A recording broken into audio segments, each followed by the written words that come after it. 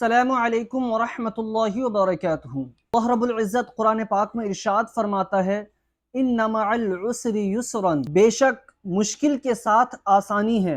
اس آیت پر ہمارا یقین اس طرح ہونا چاہیے کہ جو ہماری زندگی میں پریشانیاں آئی ہیں وہ اپنا حل ساتھ میں لے کر آئی ہیں۔ اللہ رب العزت قرآن پاک میں ارشاد فرماتا ہے لئن شکرتم لازیدنکم، یقیناً اگر تم شکر ادا کرو گے تو میں تمہیں اور زیادہ دوں گا۔ یعنی کہ جو ہماری زندگی میں ہمیں جو نعمتیں ملی ہیں ہر وقت ہمیں اس کا شکر ادا کرتے رہنا چاہیے، کیونکہ جتنا شکر ادا کریں گے ہم، اللہ رب العزت ہمیں اتنا ہی زیادہ عطا فرمائے گا۔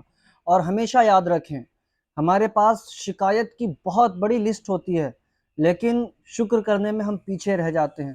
زندگی میں کامیاب ہونا چاہتے ہیں تو اپنی زبان کو شکر کرنے والا بنا لیں۔ اللہ رب العزت قرآن پاک میں ارشاد فرماتا ہے کل من علیہا فان، ہر چیز جو زمین پر ہے فنا ہو جانے والی ہے۔ اس آیت سے ہمیں یہ سبق ملتا ہے کہ اس دنیا کے اندر جتنی بھی چیزیں ہیں جو ہمارے پاس موجود ہیں وہ ساری چیزیں فنا ہو جانے والی ہے، اور صرف ہمارے اعمال ہمارے ساتھ جانے والے ہیں۔ تو ہمیں صرف اور صرف اپنے اعمال کی فکر کرنی چاہیے، نہ کہ اس دنیا کے مال کی جو ہمیں یہیں پہ چھوڑ کے جانا ہے اور جو فنا ہو جانے والی ہیں۔ اللہ رب العزت قرآن پاک میں ارشاد فرماتا ہے وَمَا الْحَيَاةُ الدُّنْيَا إِلَّا مَتَاعُ الْغُرُورِ، اور دنیا کی زندگی دھوکے کے مال کے سوا کچھ بھی نہیں۔ اس آیت سے ہمیں یہ درس ملتا ہے کہ یہ جو دنیا کی زندگی ہے، جو یہاں کی چیزیں ہیں، وہ صرف اور صرف ایک دھوکہ ہے۔ چاہے وہ بڑے بڑے محلات ہوں، چمکتی گاڑیاں ہوں، مہنگے لباس ہو یا کچھ بھی ہو، یہ صرف اور صرف اللہ سے غافل کرنے والی چیزیں ہیں۔ یہ جتنی بھی چیزیں ہیں دھوکے میں لانے والی چیزیں ہیں۔ اللہ رب العزت قرآن پاک میں ارشاد فرماتا ہے وَإِذَا مَرِضْتُ فَهُوَ يَشْفِينِ، اور میں جب بیمار پڑتا ہوں تو مجھے وہی شفا دیتا ہے۔ دیکھیں میں آپ سے ایک بات کہنا چاہتا ہوں، آپ اس کو بغور سنیں کہ جب بھی آپ بیمار پڑیں سب سے پہلے آپ دعا کا سہارا لیں۔ جب دعا کام نہیں آئے تب آپ دوا کی طرف جائیں۔ اور میں کہتا ہوں کہ اگر آپ یقین کے ساتھ دعا مانگتے ہیں نا تو پھر آپ کو دوا کی ضرورت ہی نہیں پڑتی، کیونکہ شفا جو ہے اللہ کی بارگاہ میں ہے، نہ کہ ڈاکٹر کے پاس، نہ کہ کسی دوا کے اندر۔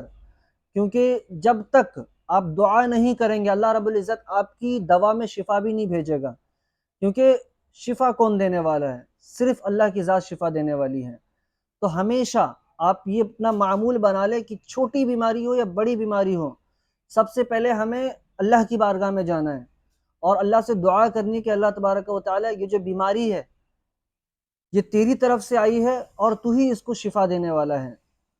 جب آپ یہ دعا کریں گے تو انشاءاللہ آپ کو اللہ رب العزت اپنی رحمت سے شفا عطا فرمائے گا۔ اللہ رب العزت قرآن پاک میں ارشاد فرماتا ہے ان ربی قریب مجیب، بے شک میرا رب میرے قریب ہے اور وہ میری دعاؤں کو قبول کرنے والا ہے۔ دعا بھی ہے نا ہمیں اس نیت سے مانگنی چاہیے کہ ہم اس سے دعا مانگ رہے ہیں جس نے دعا مانگنے کا حکم دیا ہے، اور جو ہماری دعاؤں کا انتظار کرتا رہتا ہے کہ میرا بندہ کب مجھ سے مانگے گا۔ اور ہمیشہ یہ یاد رکھیں کہ اس رب کریم سے یہ سوچ کے نہ مانگیں کہ ارے یہ میری اوقات سے باہر ہے۔ آپ کی اوقات سے باہر ہو سکتی ہے لیکن اس رب کریم کی ذات سے کچھ بھی باہر نہیں ہے، سب کچھ اس کے خزانے میں موجود ہے۔ آپ یہ دیکھیں کہ آپ کس سے مانگ رہے ہیں، آپ رؤوف الرحیم سے مانگ رہے ہیں، آپ اس رب سے مانگ رہے ہیں جو ہمیں 70 ماؤں سے زیادہ پیار کرتا ہے۔ جب آپ کی ایک ماں آپ کی کتنی ساری خواہشوں کو پوری کرتی ہے، جو ہمیں 70 ماؤں سے زیادہ پیار کرتا ہے، وہ نہ جانے ہماری کتنی خوشیوں کو، کتنی ضرورتوں کو، کتنی خواہشوں کو پوری کرنے کی طاقت رکھتا ہے۔ جب بھی ہاتھ پھیلائیں تو اس نیت سے ہاتھ پھیلائیں کہ میں اس ذات کریم سے مانگ رہا ہوں جو بہت بڑی شان رکھتا ہے، اس کی شان کے مطابق مانگیں۔ چھوٹی چھوٹی چیزیں مانگنا اس کی شان میں کمی کرنے والی بات ہوتی ہے۔ وہ رب بڑا ہے تو بڑے رب سے بڑی چیزیں مانگا کریں۔ ساری خواہشات نیک، جائز، حرام نہیں، ناجائز نہیں، جائز چیزیں، ٹھیک ہے؟ اور اس نیت سے مانگے کہ یا اللہ تعالیٰ تو ہی پورا کر سکتا ہے، صرف وہ قدموں میں ڈال دے گا آپ کے انشاءاللہ. ٹھیک ہے. اور یہ جو میں نے آپ کو بیان کیا ہے یہ قرآن کی چند معانی تھے، چند آیتیں پڑھی، اس کے معانی بس میں نے آپ کو شیئر کیا ہے. یہ کوئی تفسیر وغیرہ نہیں تھی. ٹھیک ہے. اور دیکھیں قرآن پاک کو سمجھ کے پڑھا کریں، قرآن پاک کو اس کے معانی کے ساتھ پڑھا کریں.